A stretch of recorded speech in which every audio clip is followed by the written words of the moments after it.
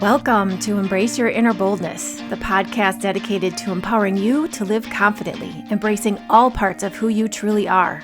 I'm Melissa Henning-Frank, and I'm the founder, success coach, and consultant of Becoming Bold LLC, and you can count on me to be your guide on this incredible journey of self-discovery and transformation. Let's get right to it.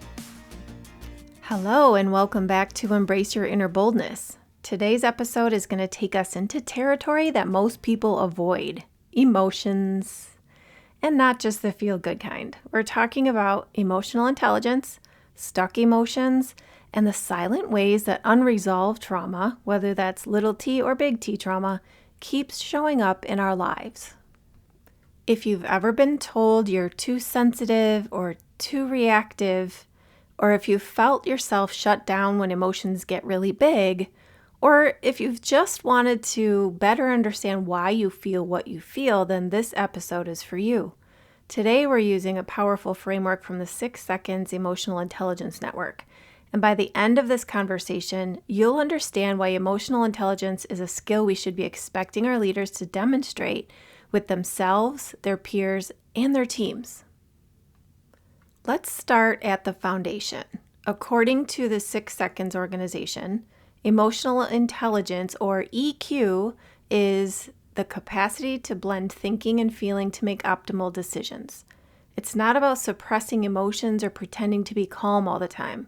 It's about being aware of what you're feeling, understanding what that emotion is telling you, and then choosing your response in a way that aligns with your values and goals.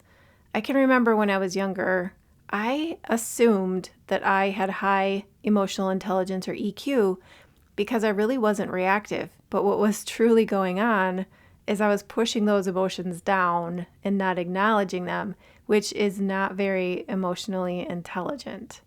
So let's dig into this. The 6 Seconds model breaks this down into 3 core pursuits, as they're called. The first one is know yourself. So this is where you increase self-awareness. The second one is choose yourself. And that's where you strengthen self-management. And then the third one is give yourself. And that's where you align with purpose and empathy. And within those are 8 measurable competencies, but we'll come back to those. First, we need to understand the true role of emotions because most of us were never taught. Here's what you need to know. Emotions are not obstacles, they're messengers. Every emotion we experience, even the uncomfortable ones, carries valuable data.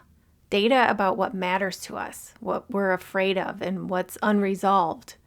For example, anger often points to a boundary being crossed. Fear can signal uncertainty or a perceived threat. Sadness is connected to loss or longing. And shame signals a conflict between our actions and our sense of self. But instead of listening to emotions, many of us learn to numb them, suppress them, or rationalize them away. And this cuts off the information we need to grow, and it can have real consequences, not just emotionally, but physically too. So what happens when emotions get stuck? When emotions go unprocessed, especially the big ones like grief, shame, or trauma, they don't disappear. They get stored in the body. And science backs this up. Research in somatic psychology and trauma-informed therapy shows that emotions become embodied. That tension in your shoulders, that tightness in your chest when you're overwhelmed, that gut feeling you keep ignoring, they're not just symptoms, they're signals. Unprocessed emotion becomes stored energy, and over time it can contribute to chronic stress or fatigue, autoimmune issues, anxiety, emotional numbness, and disconnection from purpose or relationships. Trauma, whether it's a capital T traumatic event like abuse or lowercase t like prolonged emotional neglect, coordinates with our emotions in powerful ways. It teaches the nervous system that certain emotions are unsafe, so we shut them down. And in doing so, we shut ourselves down. So let's return to the 6 Seconds model. There are 8 core competencies, and each one of these helps us better process emotion, increase our resilience, and stay aligned with our values. Let's talk about these. So the first one is enhance emotional literacy. And this is where you would start recognizing, labeling, and understanding your feelings. Next, you'll recognize patterns, noticing habitual reactions. Why do I keep doing whatever it is that you keep doing, and why? Next, apply consequential thinking. So this is pausing to evaluate possible outcomes. Next, we have navigate emotions, not controlling, not avoiding, but moving through emotions. And next, we have engage intrinsic motivation. This is where you'll start tapping into internal values rather than external rewards. And then we have exercise optimism, seeing possibilities and choosing a hopeful interpretation. Next, we have increase empathy, understanding others through emotional connection. And then lastly, pursue noble goals. This is where you start aligning daily actions with your deeper purpose. And this model is not about perfection. You should know by now, if you've listened to my podcast for a while, I am all about progress over perfection. This is about awareness, choice, and practice. The better we get at noticing and naming, the better we get at navigating, and that's where real growth happens. If this episode resonates so far and you're wondering, how do I start healing stuck emotion? I want to share a few powerful, evidence-backed modalities that you can explore. Look at somatic experiencing, or SE. This is focused on body-based healing of trauma, and this is great for physical symptoms of stuck emotions. And then internal family systems, I've talked about this before. This helps you connect with your inner parts, like the inner child or protector, to release burdens and bring compassion to internal conflict. Then there's EMDR, eye movement desensitization and reprocessing. This is often used for trauma, and it helps the brain reprocess distressing events. There's also trauma spotting, or brain spotting as some people call it, and that's where the practitioner identifies the spots in your brain that have connection to the stuck emotions in your body, and then they talk you through a process to finally and permanently release those emotions. And of course, there's coaching programs rooted in emotional intelligence, like what I offer through Becoming Bold, to help you reconnect with your own inner compass. This work is so important, and it's not about becoming someone new. It's about returning to who you were before the world told you to shut it down. Let's zoom out for a moment and look at emotional intelligence in the team and workplace context, because EQ doesn't just impact our personal lives, it's a make or break skill for leaders, coworkers, and culture builders. So what does low emotional intelligence actually look and feel like on a team? We'll talk about some signs of low EQ on teams. You'll see people taking feedback personally and getting defensive. Meetings are filled with unspoken tension. You can just feel it in the room. Passive aggression replaces direct communication. Conflict is avoided or explosive. People shut down emotionally, leading to disengagement. Us versus them mindsets emerge between departments or roles. And then team members walk on eggshells. They're afraid to speak up. Even if the tasks are getting done, the emotional undercurrent is full of stress, resentment, and disconnection. And that affects everything from morale to innovation to retention. Now imagine the opposite. When emotional intelligence is strong, team members feel safe expressing disagreement or concern. Feedback is offered and received with curiosity. People know how to pause and reflect instead of reacting. Leaders model empathy without being a pushover. Conflict is addressed early and leads to growth. Emotional check-ins are normalized, not ridiculed. People feel seen, respected, and valued. Teams are healthier, they're more collaborative, they're more resilient, more productive, and more human. In fact, studies show that teams with high collective emotional intelligence have higher employee engagement, lower turnover, stronger performance under pressure, more innovation, and trust across functions. So if you're in a leadership role, or even just a part of a team that's struggling, developing emotional intelligence isn't just fluff, it's foundational. And if your team is running into the same issues over and over again, it might not be about performance at all. It might be about emotional processing, unresolved tension, and a need for brave communication. This is the work I do in team workshops and private coaching, and it all starts with the willingness to talk about what you don't normally talk about. That's the bold way forward.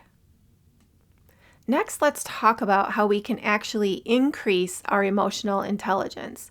It's not something that you're necessarily born with or without. It's a skill. And like any skill, it grows through intention and practice. And here are some places to begin.